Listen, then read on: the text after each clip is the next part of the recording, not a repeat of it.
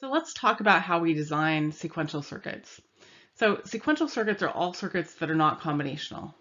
So let's consider this circuit below where we have 3 inverters back to back. So if X is, for example, 1, so transitioning from 0 to 1 here in our timing diagram, from 0 to 1 with time going along the x-axis. So X is transitioning from 0 to 1. Let's see what happens. So we get a 0 to 1 transition on X, so it goes to 1. Y then gets driven to 0, X gets inverted.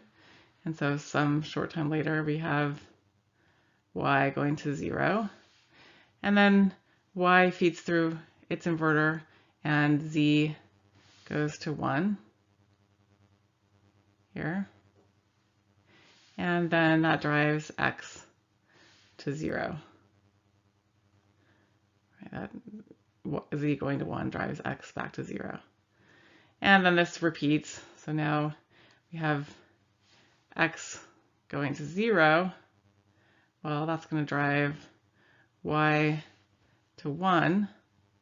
Y was 0, now it's going to get driven to 1. And that in turn is going to drive Z to 0.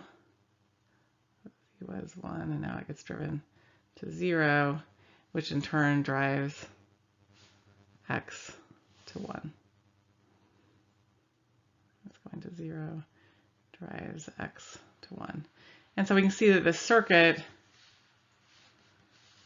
oscillates. All of the nodes X, Y, and Z oscillate 0, 1, 0, 1, 0, 1. So this has no inputs. The circuit has no inputs.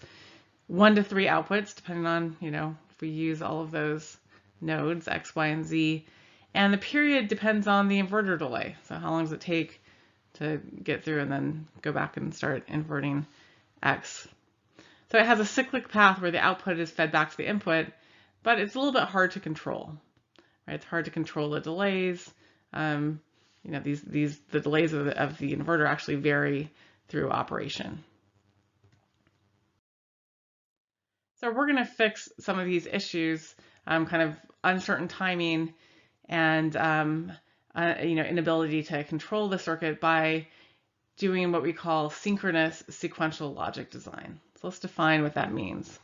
So synchronous sequential logic breaks these cyclic paths by inserting registers. In other words, inserting flip-flops within that cyclic path. And our registers contain the state of the system. The state changes at the clock edge, and this is why we call it synchronous sequential logic design, because it's synchronized, or the change in the state is synchronized to the clock edge. And the rules of synchronous sequential circuit composition are, well, every circuit element is either a register or a combinational circuit. So synchronous sequential logic consists of registers and combinational logic. At least one circuit element is a register, so we have to have registers in our system to synchronize the system.